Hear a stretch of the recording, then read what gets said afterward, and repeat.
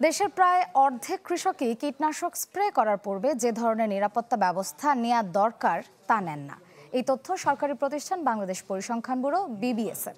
বিশেষজ্ঞরা বলছেন, এমন অনীহা মহা স্বাস্থ্য ঝুঁকিতে ফেলছে কৃষকদের, ডেকে আনছে অকাল মৃত্যু। মুখে মাস্ক নেই, পরনে কেবল একটি শার্ট, হাতটাও খালি। এভাবেই পোকামাকড় দমনে ফসলে কীটনাশক বা বিষ স্প্রে করছেন দিনাজপুরের কৃষক আব্দুস সাত্তার। এই কৃষক জানান, কাজের চাপ থাকায় স্প্রে করার নিয়ম কানুন মানা হয় না তার। সবসময় তো আমরা প্রস্তুতি নিয়ে থাকি না যে এখন এই মুহূর্তে অমুক জায়গায় যাবো, এই করবো, কোথায় কি কাজ করি না করি, মাছ নেওয়ার আমাদের মনে করো ওই ধরনের পরিবেশেই থাকা না। সাত্তার একা নন, দেশের প্রায় অর্ধেক কৃষকই কীটনাশক স্প্রে করার পূর্বে যে ধরনের নিরাপত্তা ব্যবস্থা নেওয়া দরকার তা নেন না। এমনকি খালি হাতেই করেন বিষ মেশানোর কাজ।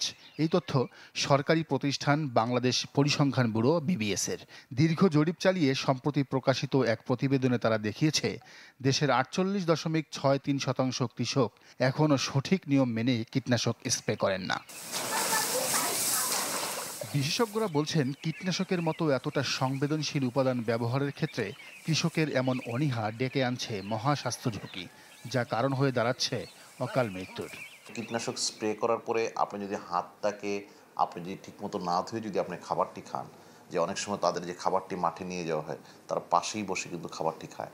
তো সেই ক্ষেত্রে কিন্তু তাদের সরাসরি যে কীটনাশকটি সে মিশাচ্ছে সেটি কিন্তু তার বডির মধ্যে চলে যায়, তার শরীরের মধ্যে কিন্তু চলে যাওয়ার একটা সুযোগ কিন্তু তৈরি হয়, এবং এটাতে কিন্তু তার সরাসরি লাং, তার যেই কিডনি, মানে এগুলি কিন্তু তার একটা ক্ষতি হওয়ার একটা চান্স থেকে যায়। জাতীয় ক্যান্সার গবেষণা ইনস্টিটিউট ও হাসপাতাল NICRH এর সম্প্রতি প্রকাশিত ক্যান্সার রেজিস্ট্রি রিপোর্ট অনুযায়ী প্রতি বছর হাসপাতালে যত ক্যান্সার রোগী ভর্তি হন তার 1/3 কৃষক। নাজমুল হুদা সুমন, চ্যানেল 24, ঢাকা।